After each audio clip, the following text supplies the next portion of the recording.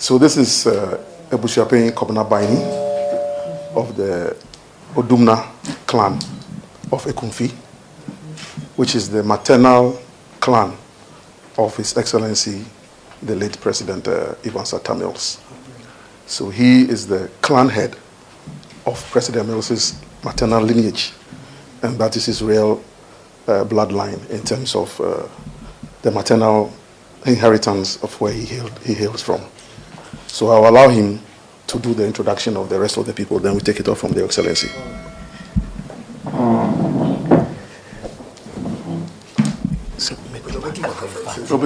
Yo, Omanpen, we did Maserena Mayi Mempaying for Achere, Odicano, Mabahima, Nana, and Yinfua, Otodo, a bassa. An Yinfua, Otodo, a bassa. Only na Oye Ebusiani, ye by hima. And Papa, your friend. Eja Noah. Ono no da ebusuya group a wo watakwan ho ano. Ena wo didi nso wo friend no eja sun.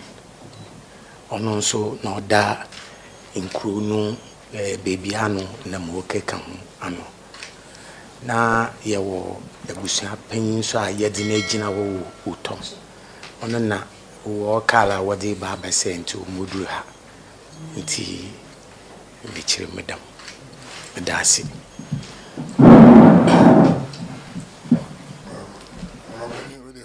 so men kono ya kasem kakra but mukromfo anti mam kan fanse ampanyi me dasi odi kan de mbetie mu na mebeka echo de oye munua kokonyi de ho onye bezin komo kakra na mbe nyam sha ishe ho wo Asomdwe Park boya no tisi ho enye performance wo kwechi kakra na libieka na nyene bobol ti oyo nyi so ne wo so be ye no wo pede obeda ase na mentwe kwa bi na wo ntwe kwa no wo do ase na ayi man so no ye no ma minister mehwe ahensem do no abem no aso wa be chem na mso dem no tza menye ho baba ti ayi menyi so de wa ba na wo be do ase na ni ti etwa yin de oya aseda na katakwa na ebia bi we kira onye obaka ti medama emunu akakraba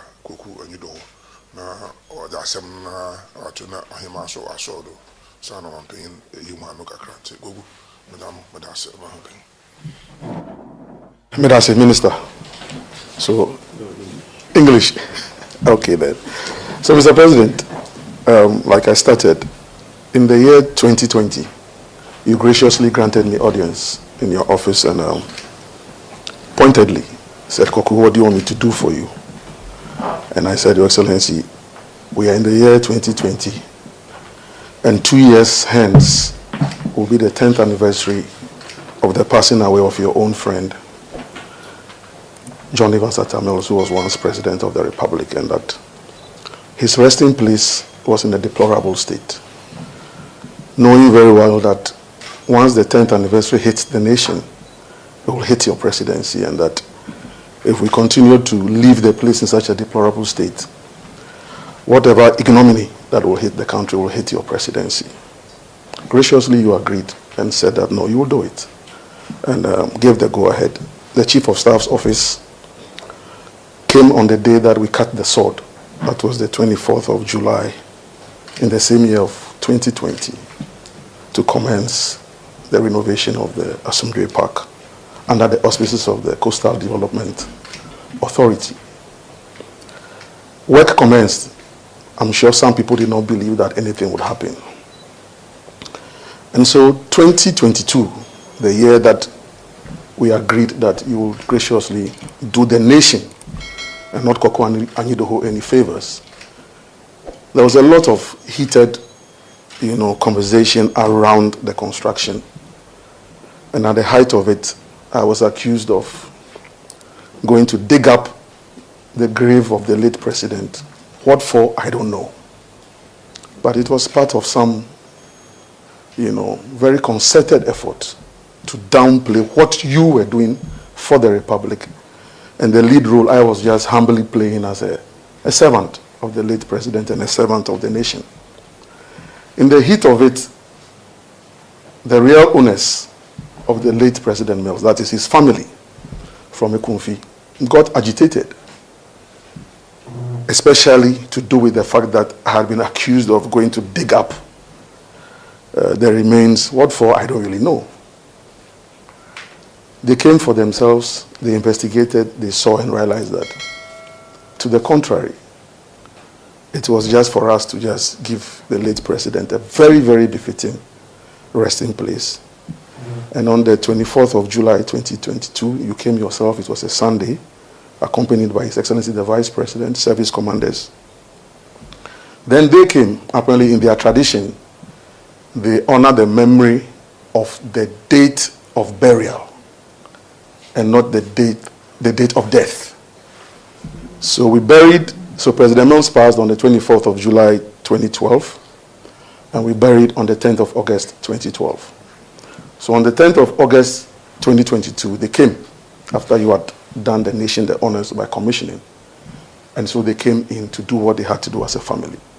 Since that time, they've been trying just to come and say thank you. But of course, the schedule is heavy. And having worked at the presidency myself, I appreciate the enormous task that you go through on a daily basis. Long and short, I found my brother, the Honorable Minister for Chieftaincy Affairs. Of course, the Chief of Staff has always been in the picture, but she also has a busy schedule.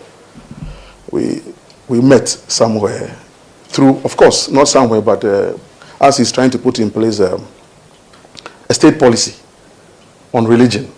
And having just graduated from the Trinity Theological Seminary myself, these days I'm in a mixture of things.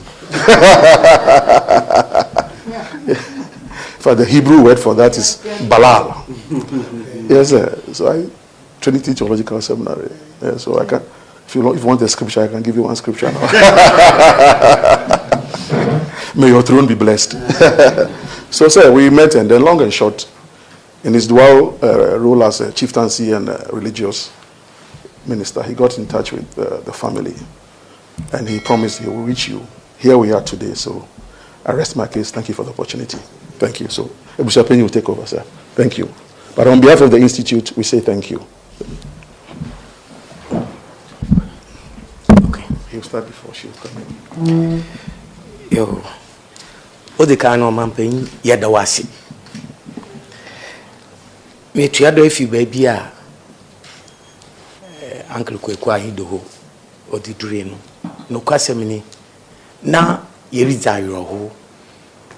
Na nyame bi hawhe usande bra audition otare no na yenyime da yanyi enuanom a wo Cape Coast no yenyina na yere kor na yakora audition na nachir nhihye biara so wo ho no enso akodo na your excellency may huni de yempanyimfo no wosu hia kwan nti na ehien ebusua na yefi enna side ne di na kire de yen enyim wo ba bia nti bra yete de obrama kwekwa anyi do ho waba wonchen ma ejapa wo so agine do na ikedi dem djuma otedam no wo hon ni yenya so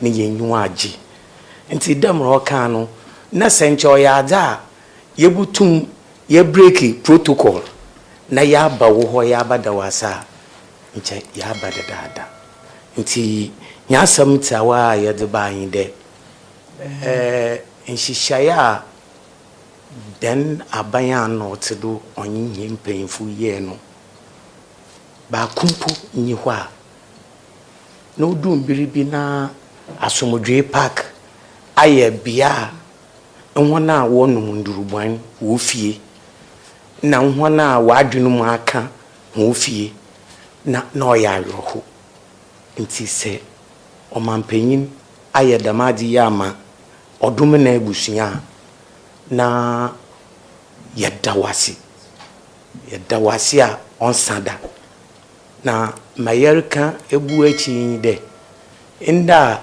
yaba ha yi yɛpɛ dɛ yɛda na adi mo biara hu dɛ the late Professor Atta a ɔbɛyɛ ɔmanpanyin no ɔmfi Cape Coast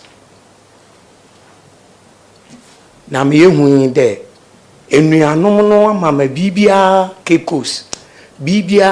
Coast nti nyama a aban ne kan ma yɛmpanyifo jitum mampo yɛpene dɛ audition no nda ha no ni nyina atonsu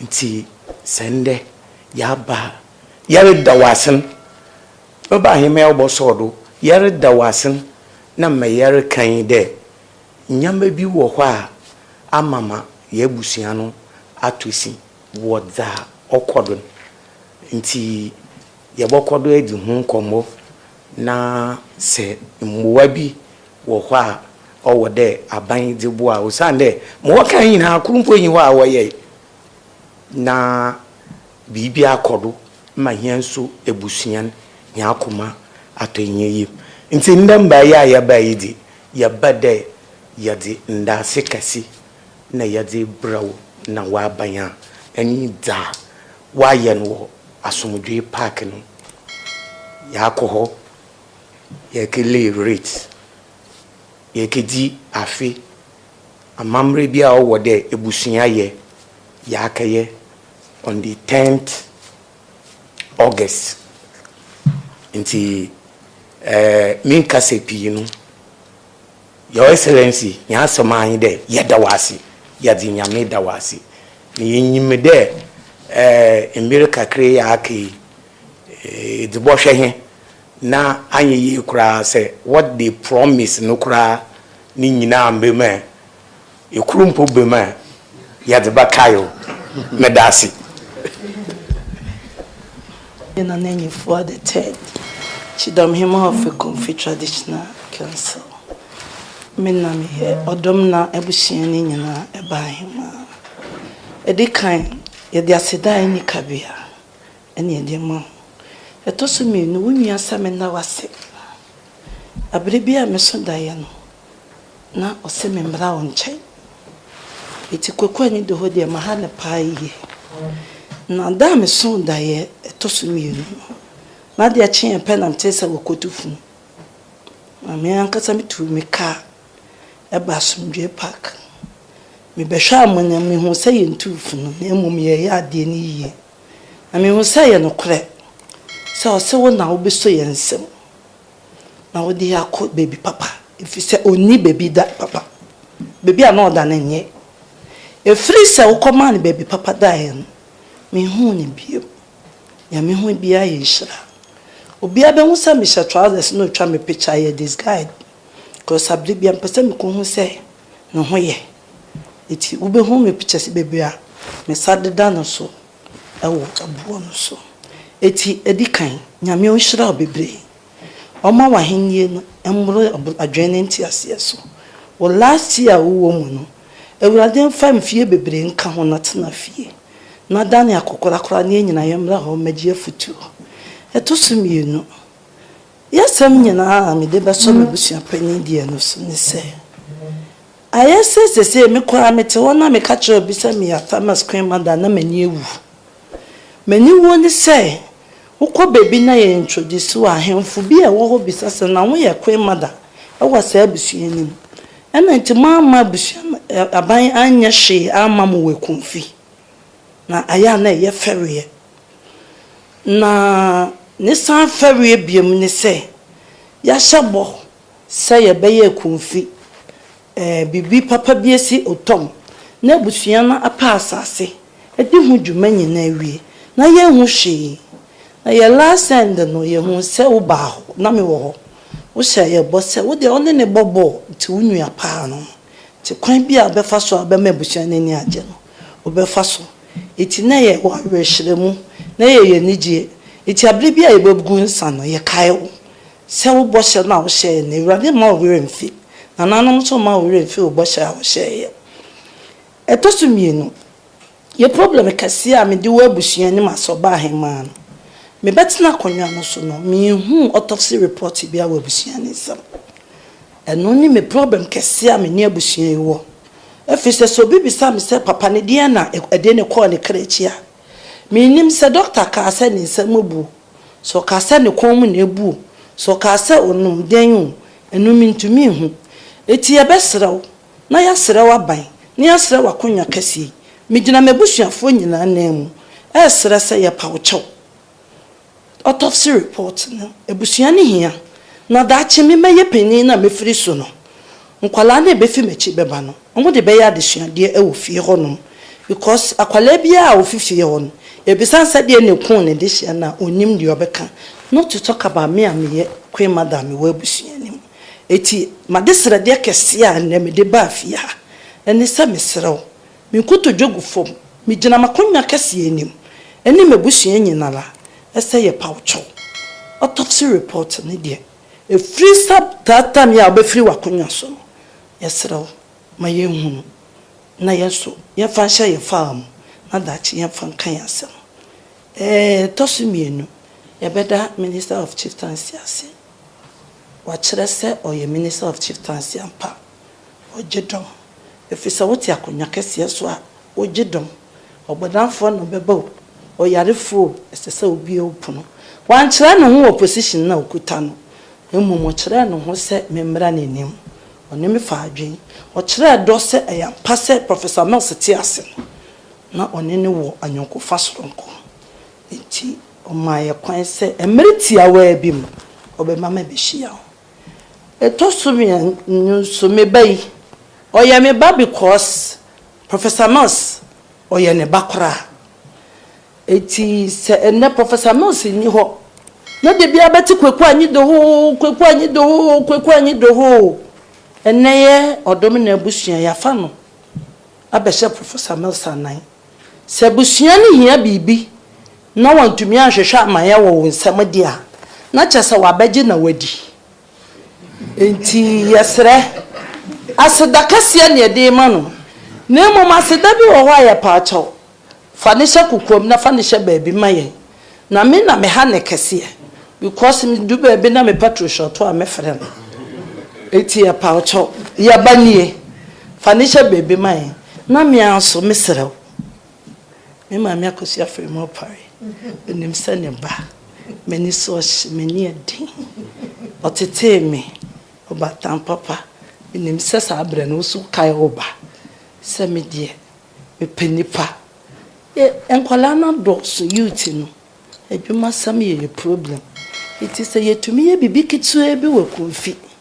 ne ka enyan ka ye dumbi maya ye youth no ebenya baby di omuti ahye iti enwumre de ye ba ya ye de nshira ne nam na ye de adesre de kase nso ato anim that was